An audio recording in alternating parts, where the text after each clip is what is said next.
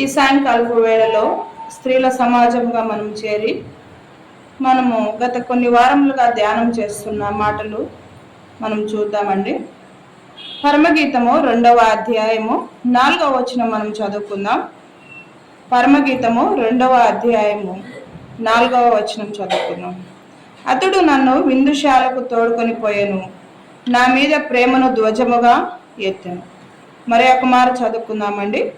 అతడు నన్ను విందుశాలకు తోడుకొని పోయెను, నా మీద ప్రేమను ధ్వజముగా ఎత్తాను. వాక్య ధ్యానం కొరకు చిన్న మాట ప్రార్థన చేసుకుందాం. దయాళుడైన మా గొప్ప దేవ, నీ పాదములకు స్తుతులు స్తోత్రములు చెల్లిస్తున్నాం తండ్రి. అయ్యా, మీరు ఇచ్చిన లేఖన భాగాలను బట్టి వందనములు చెల్లిస్తున్నాం. ప్రభువా, మా జీవితాలకి మేలుకరంగా ఉండుటకు కృపదాయి చేయమని యేసయ్య పరిశుద్ధమైన నామమున ప్రార్థన చేసి వేడుకొంచున్నాం తండ్రి, ఆమేన్. మనము చదువుకుంటున్న ధ్యానం చేస్తున్న ఈ లేఖనాలు పరమగీతము 1వ అధ్యాయం అంతా మనం ధ్యానం చేశాము. ఈ వారము మనము పరమగీతము 2వ అధ్యాయము 4వ వచనం చదువుకుందాం. 4వ వచనంలో షూలమితి వ్రాసిన మాటలు, తన ప్రియుని గురించి వ్రాసిన మాటలు అక్కడ ఉన్నాయండి. అతడు నన్ను విందుశాలకు తోడుకొని పోయాను అనే మాట ఉంది. అతడు నన్ను విందుశాలకు తోడుకొని పోయాను అని ఆమె చెప్తూ ఉన్నది. అయితే పరమగీతము శ్రేష్టమైన గీతముగా ఉన్నది, శ్రేష్టమైన గీతముగా ఉన్నది. అయితే ఈ పరమగీతంలో ప్రియురాలైన షూలమితి తన ప్రియుని కొరకు ఆయన చెప్తున్న మాటలు అనేకంలో ఉన్నాయండి. మనం చదువుకున్న లేఖన భాగంలో అతడు నన్ను విందుశాలకు తోడుకొని పోయాను అనే మాట చెప్తూ ఉంది. షూలమితిని తన ప్రియుడు విందుశాలకు తీసుకొని పోయాను అనే మాటని చూస్తూ ఉన్నాం. అయితే మనము విందుశాలల గురించి మనం ఆలోచన చేసినప్పుడు 2 రకాల విందుశాలలు మనకు ఉన్నాయి. మొదటిగా రక్షింపబడిన పాపికి ప్రభువు ఏర్పాటు చేసిన విందు ఒకటి ఉంది. అలాగే రక్షింపబడిన పాపి ప్రభువునకు ఏర్పాటు చేసిన విందు మరి ఒక విందు. అయితే మనము మొదటి విందును ఈ సాయంత్రపు వేళలో ధ్యానం చేసుకుందాం. రక్షింపబడిన పాపికి ప్రభువు ఏర్పాటు చేసిన విందు ఎలాగున్నది దాన్ని మనం ఆలోచన చేసినప్పుడు, పాపులమైన మనలను ఆ ప్రియ ప్రభువు ప్రేమించి మన కొరకు ఆయన తన రక్తమును కార్చి మనల్ని తన సొత్తుగా చేసుకొని ఆయన సన్నిధిలో కూర్చుండబెట్టాడు. విందు ఎలాగుంటుందండి? విందు ఎలాగుంటుంది? విందు ఎలాగుంటుంది?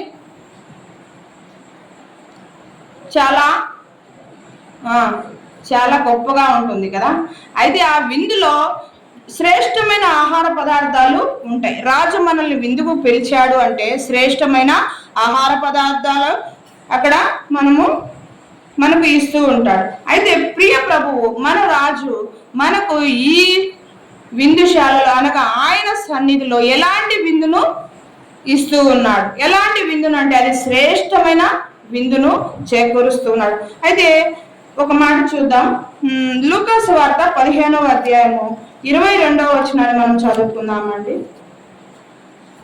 లూకా సువార్త 15వ అధ్యాయము 22వ వచనాన్ని మనం చూసుకుందాం. అయితే తండ్రి తన దాసులను చూచి ప్రశస్త వస్త్రము త్వరగా తెచ్చి వీనికి కట్టి వీని చేతికి ఉంగరము పెట్టి పాదములకు చెప్పులు తొలగించుడి, క్రొవ్విన దూడను తెచ్చి వధించుడి, మనము తిని సంతోషపడదము. ఈ నా కుమారుడు చనిపోయి మరలా బ్రతికెను, తప్పిపోయి దొరికెనని చెప్పెను. అంతటా వారు సంతోషపడసాగిరి. ఇక్కడ మనం చదువుకున్న లేఖన భాగంలో తప్పిపోయిన కుమారుడు తండ్రిని విడిచి దూరముగా పారిపోయిన కుమారుడు ఏమి తింటూ ఉన్నాడమ్మా? అంత సమస్తము పోగొట్టుకొని పందుల పొట్టును తినడానికి ఇష్టపడుతూ ఉన్నాడు. పందుల పొట్టుతో తన కడుపు నింపుకొనడానికి ఇష్టపడుతూ ఉన్నాడు. మరి అలాంటి కుమారుడు తిరిగి తన తప్పును తెలుసుకొని తన తండ్రి ఇంటికి వచ్చినప్పుడు తండ్రి ఏం చేస్తూ ఉన్నాడు? పాపిగా వచ్చిన ఈ కుమారుడు లేదా తప్పిపోయి తిరిగి వచ్చిన ఈ కుమారునికి ఆయన ఒక విందు చేసి ఉంటున్నాడు కదా. విందు చేయమని తన పనివారంతో చెబుతూ ఉన్నాడు. ఏమని చెప్పాడు? త్వరగా దూడను తెచ్చి వధించండి, త్వరగా ప్రశస్త వస్త్రములు తొడిగించండి, ఉంగరము పెట్టండి అని విందుకు ఆయన తన కుమారుణ్ణి పిలిచినట్టుగా ఉన్నాడు. అలాగే రక్షింపబడని పాపిని ఆ ప్రియ ప్రభువు రక్షించుకుని ఏం చేస్తున్నాడమ్మా? నిన్ను నన్ను ఆయన సన్నిధి అనే విందుకి తీసుకొచ్చి కూర్చుండబెట్టాడు. ఆయన సన్నిధిలో మనల్ని కూర్చుండబెట్టాడు. విందుశాలలో శ్రేష్టమైన ఆహారం ఉంటుంది కదా. విందుశాలలో బలమైన ఆహారము ఉంటుంది. విందుశాల అనగా మన ప్రియ ప్రభు యొక్క సన్నిధియే. మరి ఆ సన్నిధిలో మనం చేరిన మనము ఎలాంటి విందును తీసుకుంటున్నాం? శ్రేష్టమైన బలమైన విందును, బలమైన ఆహారాన్ని తీసుకుంటున్నాం. మన శరీరానికి బలమైన ఆహారం అవసరం కదా. అవసరమా లేదండి? చాలా అవసరం. అలాగనే మన ఆత్మీయ బలానికి శ్రేష్టమైన ఆహారము అవసరమైనది. ఆత్మీయ బలము పొందుకోవడానికి, ఆత్మీయంగా మనము బలము పొందుకోవడానికి శ్రేష్టమైన ఆహారం అనగా ఆయన వాక్యం అనే ఆహారమును మనం పొందుకోవాలి. ఆయన వాక్యం అనే ఆహారము ఎక్కడ దొరుకుతుంది? మనం ఆలోచన చేసినప్పుడు ఆయన సన్నిధిలోనే దొరుకుతుంది. మనం శరీర రీతిగా ఆలోచన చేసినప్పుడు శారీరకంగా, మానసికంగా, అలాగే ఆత్మీయంగా కూడా మనము బలహీనులమే కదా. మనము బలహీనులమే. మరి అలాంటి బలహీనత మనలో ఉండగా, పాపముల చేత మన మనస్సు నింపబడి ఉండగా, పాపముల చేత మనము శక్తిహీనులమై ఉండగా, జీవితంలో మన పాపము పొరలాడుతూ ఉండగా, అలాంటప్పుడు మనం ఏం చేస్తున్నామంటే చూసిన వాటన్నిటినీ మనం ఇష్టపడుతూ ఉంటాం. చూసిన వాటి అన్నిటిపై మనకు కోరిక కలుగుతుంది. ఆ కోరిక పాపము పెచ్చుమీరిపోవడానికి కారణమవుతుంది. కనుక ప్రతి దానిపై మనకు మనస్సు కలుగుతుంది కదా. చూసిన ప్రతిదీ మనము కోరుకుంటాం. దానికి కారణం ఏంటంటే మన మనసులో ఉన్న పాపమే. మన మనస్సులో ఉన్న పాపమే. మరి అంత బలహీనులమైన మనలను చూసి ఆ ప్రియ ప్రభువు మనల్ని ఎక్కడ కూర్చోబెట్టాలనుకున్నాడమ్మా? ఆత్మీయంగా ఉన్నత స్థితిలో మనల్ని ఉంచాలని ఆయన అనుకుంటూ ఉన్నాడు. మరి మనమైతే మన జీవితాలను ఆయనకి ఇచ్చినట్లయితే, తప్పిపోయిన కుమారుడు ఏ విధంగా అయితే మనకు ఈ విషయాలను తప్పిపోయిన కుమారుడు ద్వారా మనకి ఎలాగే ఈ విషయాలని బోధిస్తూ ఉన్నాడో, అలాగే తప్పిపోయిన దేవునికి దూరం అయిపోయిన మనలను ఆయన ఏం చేస్తూ ఉన్నాడు? దగ్గరకు తీసుకొని వచ్చి, తన కుమారుని ద్వారా దగ్గరకు తీసుకుని వచ్చి ఆయన సన్నిధిలో కూర్చుండబెట్టి అనేకమైన వాక్యముల చేత, శ్రేష్టమైన సంగతుల చేత మనలను ఆయన ఏం చేస్తూ ఉన్నాడు? పోషిస్తూ ఉన్నాడు. విందుశాలలో ఉన్న శ్రేష్టమైన ఆహార పదార్థంలో వలె మనలను ఆయన వాక్యముతో బలపరుస్తూ ఉన్నాడు. మన ఆధ్యాత్మిక జీవితంలో ఉన్నత పర్వతములపై ఉండవలసిన మనము ఎక్కడున్నామమ్మా? ఆత్మీయ స్థితిలో దిగజారిపోయి ఏం తింటున్నాం? పందుల పొట్టును తింటున్నాం. మరి అలాంటి స్థితిలో ఉన్న మనల్ని ఆ ప్రియ ప్రభువు ఆత్మీయ క్రియలు, ఆత్మీయ జీవితము బలంగా ఉండాలని ఆయన వాక్యంతో మనల్ని బలపరుస్తూ ఉన్నాడు. మనం ఎందుకు బలం తెచ్చుకోవాలి? ఆత్మీయంగా మనం ఎందుకు బలం తెచ్చుకోవాలి అంటే ఆయనలో ఎదుగుటకు, అలాగుననే ఆత్మీయ జవాబులు ఆయన ఎదుటి నుండి పొందుకోవాలంటే ఆత్మపూర్ణంగా మనము ప్రార్థించాలి కదా. అలాగూ ప్రార్థించాలి. అలాగున జవాబులు పొందుకోవాలంటే మనం ఏం చేయాలమ్మా? ఆత్మీయ ఆహారాన్ని మనం బాగా భుజించే వారంగా, బలం తెచ్చుకునే వారంగా, ఆయన పనిలో ఉన్నతమైన స్థితిలో మనం ఉండడానికి, బలం తెచ్చుకోవడానికి మనకు ఆత్మీయ ఆహారము, వాక్యం అనే ఆహారం మనకు అవసరమై ఉన్నది. పాపులు రక్షింపబట్టకు, సాక్ష్యం ఇచ్చుటకు మనకు ఆత్మీయ బలము అవసరమై ఉన్నది. అనేక విధంగా ఆయన ఆరాధించాలంటే కదా, ఆయన ఆరాధించాలంటే మనకు ఆత్మీయ బలము అవసరం. ఆయనను ప్రార్థించాలంటే ఆత్మీయ బలము మనకు అవసరం. ఇవన్నీ ఆయన చేకూరుస్తాడు, ఆయన మనకు అనుగ్రహిస్తాడు. వాక్యం లేకుండా మనము దేవుని ఎదుట భక్తి జీవితాన్ని కనపరచలేము కదా. ఆయన మనతో మాట్లాడకుండా, ఆయన మనల్ని హెచ్చరించకుండా, ఆయన మనల్ని పోషించకుండా, వాక్యంతో పోషించకుండా మనకు మనమై భక్తులము లేదా బలవంతులము కాలేం ప్రియులరా. విజయవంతమైన ఫలభరితమైన జీవితం జీవించాలంటే మనకు మన జీవితంలో ఆత్మీయ బలము అవసరమై ఉన్నది. ఒక మాట చూసుకుందామండి. కీర్తనల గ్రంథము 18వ అధ్యాయము 32వ వచనము 33వ వచనము 2 వచనాలు మనం చదువుకుందాం. కీర్తన గ్రంథము 18వ అధ్యాయము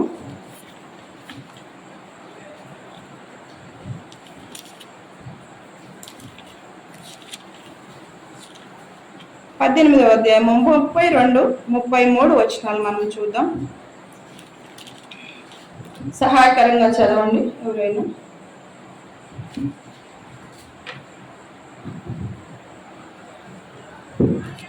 నాకు బలము దయచేయువాడు ఆయనే, నన్ను యథార్థ మార్గమున నడిపించేవాడు ఆయనే. మరొక ఆ మాట చూద్దాం. నాకు బలము దయచేయువాడు ఆయనే, నన్ను యథార్థ మార్గమున నడిపించేవాడు ఆయనే. 33వ వచనం కూడా చదువుకుందామండి. ఆయన నా కాళ్ళు జింక కాళ్ళ వలె చేయుచున్నాడు, ఎత్తైన స్థలముల మీద నన్ను నిలుపుచున్నాడు. మనకు బలము ధరింప చేయవాడు ఎవరండి? ఎవరమ్మా? మనకు బలం ధరింప చేసేవాడు ప్రభు అయిన యేసుక్రీస్తు వారే.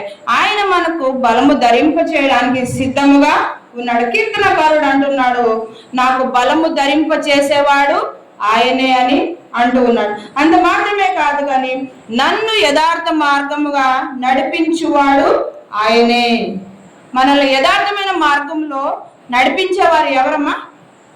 ఆయనే కదా. మరి మనకై మనము మంచి మార్గంలో వెళ్ళాలని అనుకుంటాము కానీ మన శరీరంలో ఉన్న పాపమును బట్టి మనము దేవునికి అయిష్టమైన మార్గంలో వెళ్తూ ఉంటాం కదా. అయితే మనము మేలైన మార్గం ఏదో యోచించి వెళ్ళడానికి కారణం ఏంటంటే ఆయన మాత్రమే నడిపించగలడు. యథార్థ మార్గం ఆయన మనల్ని నడిపించేవాడుగా ఉన్నాడు. అలాగే మనం చూస్తే 33వ వచనంలో ఆయన నా కాళ్ళు జింక కాళ్ళ వలె చేయుచున్నాడు అని మాట్లాడుతూ ఉన్నాడు కీర్తనాకారుడు. జింక కాళ్ళు ఎలా ఉంటాయండి? బలంగా పరిగెత్తాయి, ఎత్తైన స్థలానికి వెళ్ళిపోతాయి, ఎత్తైన మార్గంలో అవి ఉంటాయి. అపవాది లేదా తన యొక్క శత్రువును పసిగట్టి ముందుగా అవి వెళ్ళిపోతుంటాయి, ఎత్తైన స్థలంలోనికి వెళ్ళిపోతూ ఉంటాయి. అలాగున బలమైన కాళ్ళు జింకకి ఉన్నట్లుగా మన తండ్రి మనకు బలమును ధరింపచేసి మన కాళ్ళని ఎక్కడ పెట్టాలనుకుంటున్నాడు? ఉన్నతమైన శిఖరముల మీద, ఉన్నతమైన పర్వతముల మీద ఆయన ఉంచాలని అనుకుంటూ ఉన్నాడు. ఆయన బలమునే మనకు ధరింపజేయాలని. ఆయన బలవంతుడు కదా, ఆయన బలవంతుడు. మరి ఆ బలాన్ని మనకు ధరింపచేయడానికి ఆయన మనల్ని ఏం చేయాలనుకుంటున్నాడు? బలము ధరింపజేసి ఉన్నత శిఖరములపై ఉంచాలని ఆశపడుతూ ఉన్నాడు ప్రియులారా. కనుక ఆయన బలము ధరింపజేసేవాడు ఆయనే కనుక ఆయన మార్గము చక్కని మార్గము కనుక ఆయన మాటకు మనము లోబడే వారముగా ఉండాలి. ఆయనే మన బలమై ఉన్నాడు. ఆయన మనల్ని ఏమంటుంది? అతడు నన్ను విందుశాలకు తోడుకొని పోయిను. నిన్ను నన్ను ఎక్కడికి తీసుకెళ్తున్నాడు ప్రియ ప్రభువు? మన ప్రియుడైన క్రీస్తు ప్రభుల వారు ఎక్కడికి తీసుకెళ్తున్నారమ్మా? విందుశాలకు, ఆయన సన్నిధిలోనికి తీసుకొస్తున్నాడు. ఆయన సన్నిధిలో నిన్ను నిలవబెడుతున్నాడు. ఆయన సన్నిధిలో నిన్ను ప్రార్థింపజేయుచున్నాడు. ఆయన సన్నిధిలో నీతో మాట్లాడుతూ ఉన్నాడు.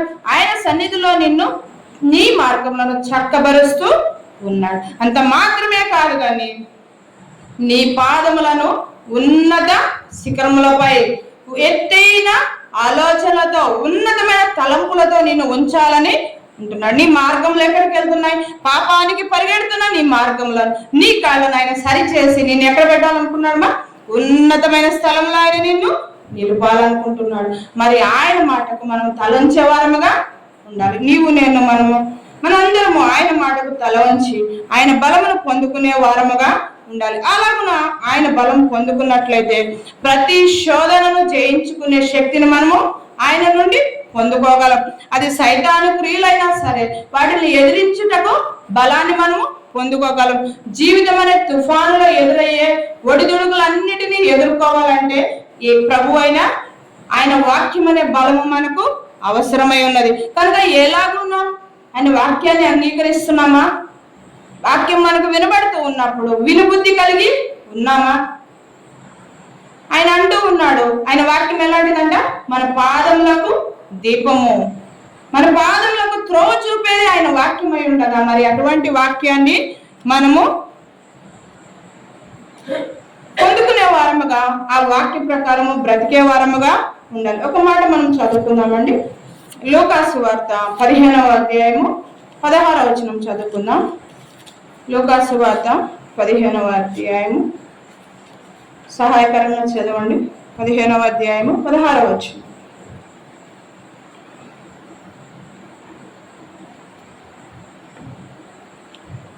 వాడు పందులు తిని పొట్టుతో తన కడుపు నింపుకొన ఆశపడును గాని ఎవడును వానికి ఇవ్వలేదు. వాడు పందులు తిని పొట్టుతో తన కడుపు నింపుకొన ఆశపడను గాని ఎవడును వానికేమీ ఇయ్యలేదు. ఎవరికండి? తప్పిపోయిన కుమారుడు, తండ్రిని విడిచి దూరముగా పారిపోయిన కుమారుడు ఎక్కడ ఉన్నాడు? పందులు మేపే స్థలములో ఉన్నాడు. అంతేకాదు కానీ పందులు తినే పొట్టును తినాలని ఆశపడుతూ ఉన్నాడు. తప్పిపోయిన కుమారుని వల్లే మనం కూడా, ఆనాడైతే తప్పిపోయిన కుమారుడు పందుల పొట్టు తిన్నాడు, కానీ ఈనాడు మనమైతే ఏం చేస్తున్నాం? తండ్రి నుంచి మనము దూరమైపోయి అసూయ, ద్వేషము, దొంగతనము, వ్యభిచారము, మోసము, ఈ హత్య, ఇలాంటి పొట్టుతో మన జీవితాలని నింపుకొని చూస్తూ ఉన్నాం కదా. ఇలాంటి సుఖాల వలన మన జీవితంలో నెమ్మది లేదు ప్రియులారా. మరి మన జీవితంలో నెమ్మది, సుఖము కలగాలంటే ఆయన ఏం చేస్తారు? ఆయన ఎదుట మనము ఉండాలి. ఆయన విందుశాలలో మనకుంటే నెమ్మది. ఆయన తన బలమైన ఆహారం ఇచ్చి మనలను పోషించాలని, బలపరచాలని ఆశపడుతూ ఉన్నాడు. ఒక మాట చదువుకొని ముందుకు సాగిపోదామండి. కీర్తన గ్రంథం 145వ దావీదు కీర్తన, 145వ దావీదు కీర్తన 16వ వచనం చదువుకుందాం. 16వ వచనం అండి. నీవు నీ గుప్పిల్ని విప్పి ప్రతి జీవి కోరికను తృప్తిపరుస్తూ ఉన్నావు. మన జీవితంలో కలిగే ప్రతి ఆశలను లేదా దేవుని చిత్తానుసారమైన ఆశలను తీర్చి తృప్తిపరిచే ఆయన ఎవరంటే ప్రియ ప్రభుల వారు. ఆయన మనల్ని ఏం చేస్తున్నాడు? ఆయన చేతిలో, ఆయన గుప్పిలి విప్పగా ఆయన చేతిలో ఉన్న ఆహారాన్ని మనము తీసుకుంటూ ఉన్నాం. ఆయన బిగిస్తే మనము కదా, మనకు ఆహారమే ఉండదు. మన ఆత్మీయ ఆహారము ఆయన చేతిలో ఉన్నది. మరి అటువంటి ఆహారాన్ని మనము పొందుకోవాలి కదా. ప్రతి జీవి కోరికను ఆయన తీర్చే దేవుడుగా ఉన్నాడు.